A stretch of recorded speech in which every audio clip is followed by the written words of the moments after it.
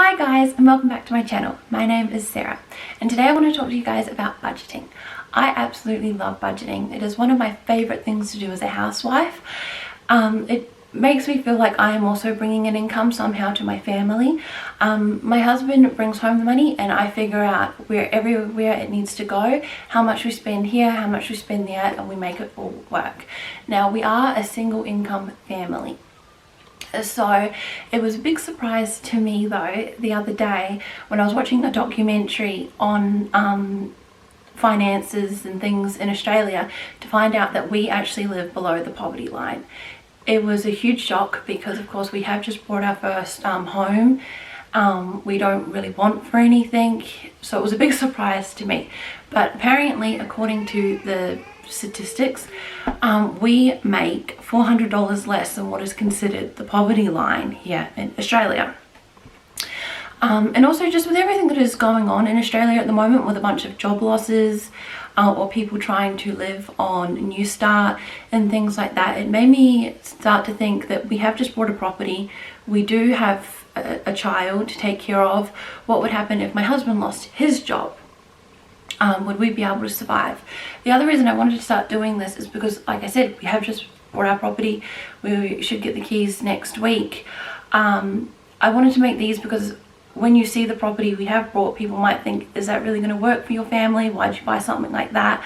We bought it for a few reasons, which I will go into in another video. But at the moment, I just want to talk about how we currently budget. So we do a lot of cash envelopes and things like that.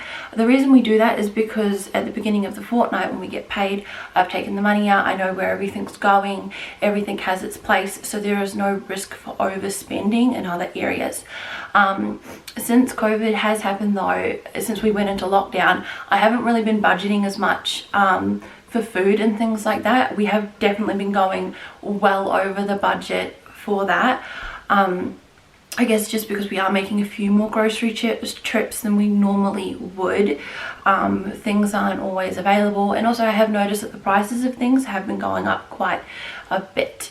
Over the last fortnight we spent a lot more money than we normally would. I was actually quite surprised.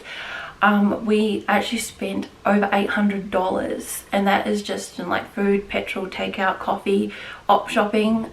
We did get out of lockdown this week, so that was probably why we were going out a lot more to different areas. So I'm just going to give you a breakdown of what we spend our money on currently. So it is done up in two parts. So money that is automatically taken out of our bank, like rent, Wi-Fi, phone bills, subscriptions. We also leave all the money in there that we will need for the doctors or medicine.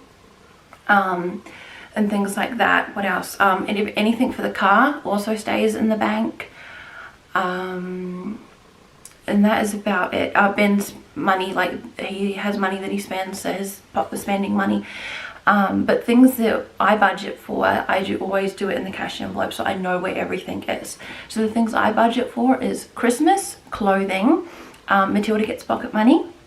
Money for church. Now I have excluded money from church or giving for this because everybody gives differently. How much they give, how much they give to church or charities or things, that is a personal choice. What else? For household, money for things like if our stove breaks, we've got money set aside for that, things like that. Goals, so a mini savings goal, I would like to buy a new vacuum cleaner at the moment, so I'm putting $20 a fortnight away for that. A rainy day fund. Now the rainy day fund is really funny. I am putting $100 a fortnight in there at the moment because I would really like to save up to buy a caravan so we can do some traveling in the next 5 to 10 years. So that is what my rainy day fund is for.